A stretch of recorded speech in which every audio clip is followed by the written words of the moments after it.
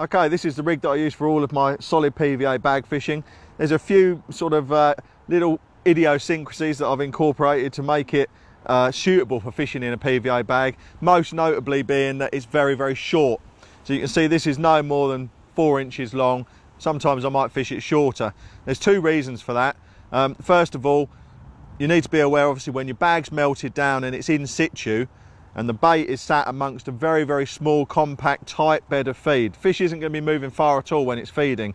So if it picks up your hook bait, you want it to feel the impact of the lead fairly early. Now you can see that I've got a very, very bright, starting at the bait end, a very bright Frutella 10mm mainline pop-up. Again, I like to fish small baits when I'm fishing in solid bags.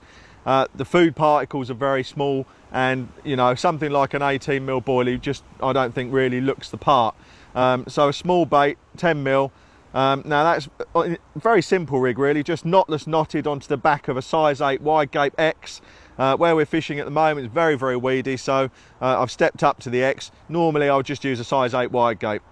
And you can see there's not too much clutter on there, just a small section of shrink tube which holds the bait, the pop-up, nice and high up the shank of the hook, and means you don't have to whip all the way up. It also means that the bait, when the fish hooks itself, the bait can be blown back towards the hook out of the way nicely like that. So you'll know if you've had a bite, or if you wind in your rig and you've got that, you know that you've been picked up. So that's how I like it to sit, nice and high up on the shank like that.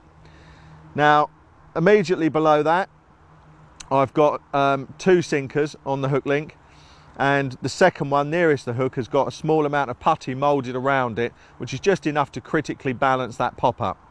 The other sinker is obviously just to keep the braid tight to the bottom.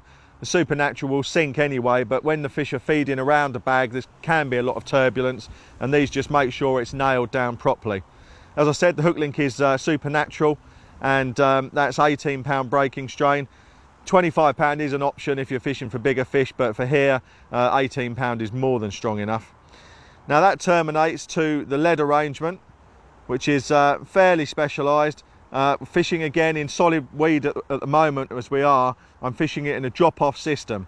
So the leader, as you saw when you set it up, it runs round the outside of the lead, which in this case is a 2-ounce square pair inline. I favour the square pair inline for solid bags because it sits nice and compact in the nose of the bag, doesn't fall over or tip or anything, and it gives you a good centre of gravity for hooking the fish.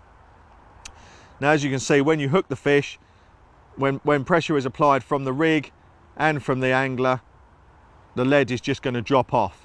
Now as Dan's been mentioning in his weed fishing, dropping the lead is vitally important to the landing of fish safely in weed. If I'm fishing a weed free lake, then just a normal 2-ounce inline square pair, fish straight on the leader will be absolutely fine. It's just that for fishing in this weed, I like to fish a drop-off system. It means that I can get the fish in more easily. So the swivel goes into the nose of the lead like so, and the tail rubber holds that on. Now you haven't got to worry about them coming off on a cast or anything, obviously, because it's all inside the PVA bag. Safe zone leader keeps everything nice and concealed towards the rig, and also gives you a lot of abrasion resistance, and just generally it's a safe leader for dealing with things like mussels and so on that we've got in the weed here. So very robust, very strong, the emphasis being on short and compact rig, a drop-off lead, and a bright bait which hopefully they'll take fairly on as soon as they come across the bag, because as the bag breaks apart, the pop-up will be left sitting proud, and it'll be nice and obvious for the fish to take. Now if you want a change of hook bait, sometimes a bright blatant little pop-up like that is too much, then quite often I'll fish 2 small bits of plastic pop-up corn like that in the bag, or a cut down pop-up. Really the options are fairly limitless, as long as I think to keep it small is the key.